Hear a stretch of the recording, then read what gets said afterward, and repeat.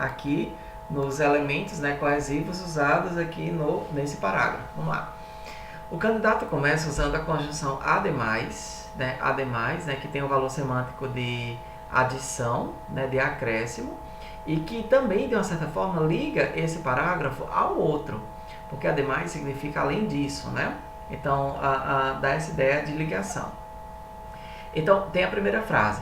A segunda frase começa com esse termo aqui chamado nesse sentido. Então, veja só, nesse sentido, esse termo catafórico, né, ele retoma o que foi falado anteriormente, né? Ou seja, o que foi falado anteriormente? Que uma análise dos métodos de educação nacional é necessária. Então, veja que a frase seguinte começa com essa outra conjunção, né, com esse outro termo, que retoma a frase anterior. Então, veja aí a ligação entre as frases. Na terceira frase, a frase começa com a conjunção com esse termo dessa forma, dessa maneira, dessa forma, né? Que dá essa ideia de explicação. Mais uma vez, o uso desse termo dessa forma retoma a frase anterior, o que foi falado anteriormente, né? Vamos lá. Na sequência, ele usa o termo tal cenário. Que cenário? Mais uma vez, o cenário anterior. Veja como esse candidato articula bem os períodos dentro do mesmo parágrafo. Então, esse tal cenário, mais uma vez, retoma o que foi falado anteriormente, né? Mostrando, fazendo essa retomada, e aí ele continua, né? Reforça a ideia teórica e apresenta uma fala.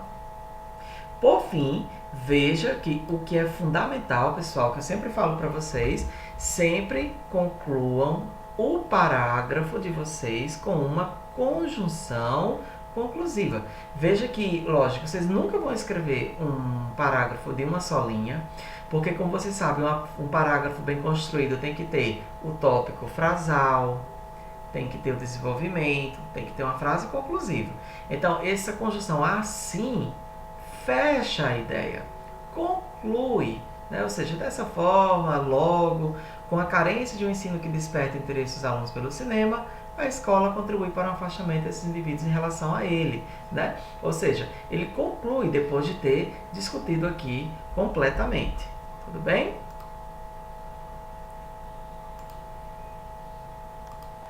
Ok, agora nós vamos conhecer a proposta de redação do PPPL, né? A segunda aplicação do Enem. Então vamos lá.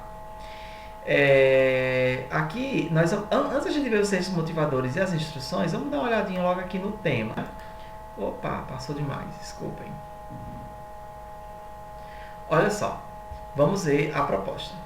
A partir da leitura dos textos motivadores e com base nos conhecimentos construídos ao longo de sua formação, redija texto dissertativo e argumentativo em modalidade e formal da língua portuguesa sobre o tema combate ao uso indiscriminado das tecnologias digitais de informações por crianças.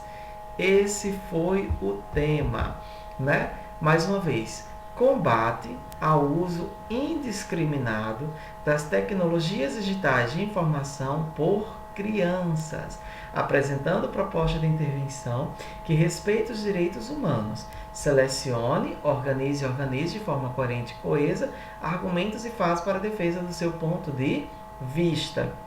Então, mais uma vez, você se deu aqui com o tema combate. Então, o que você tem que pensar? Que algo deve ser feito.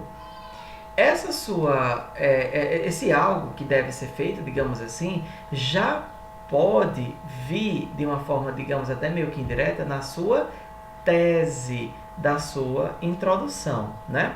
Só que para a gente entender direitinho o que o tema da redação está nos pedindo, a gente deve, então, agora olhar os textos base para nos ajudar. É importante lembrá-los e lembrá-las que eu vou analisar aqui com vocês e vai ser passada uma atividade, certo? Lá no Google Sala de Aula, que vai ser que a gente já vai começar de fato já a escrever, tudo bem? Então vamos dar uma olhadinha aqui nos textos base. No texto 1, disponível na revista Saúde, da Abril, vai dizer o seguinte: os impactos negativos do exagero da tecnologia. Gente, é importante lembrar ó, que nós estamos falando de quê? Ó? Aqui já é uma pista. Não é apenas o uso. Vamos lembrar, lá embaixo fala-se de uso indiscriminado. No texto 1, fala-se em exagero da tecnologia. Então, o que isso significa?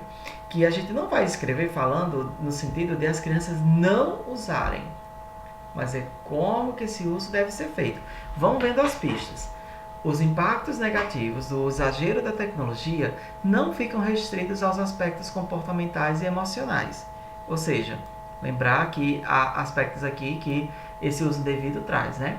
Há também a ameaça do sedentarismo. Então, 3 argumentos aqui que a gente já poderia definitivamente usar no nosso texto, viu, gente? Dá para falar como que o uso indiscriminado, né, do exagero da tecnologia pode afetar aspectos comportamentais, como que pode afetar aspectos emocionais. Eu falaria muito disso daqui. Essa necessidade pelo likes, essa tristeza de não ter seguidores, entendeu? Tem muita coisa legal que dá para fazer. E já nas crianças, né? Uma pesquisa da Universidade Estadual de Campinas avaliou os hábitos de 21 voluntários com idade entre 8 e 12 anos, crianças, viu? E constatou que 14 deles, 14 de 21, né? Ou seja, aí 2/3, não praticavam nenhuma atividade física. Então, a questão do sedentarismo. Na sala de aula, a história também desanda.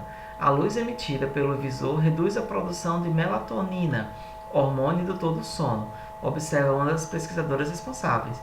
Sem a substância, fica difícil adormecer e há maior risco de despertar na madrugada.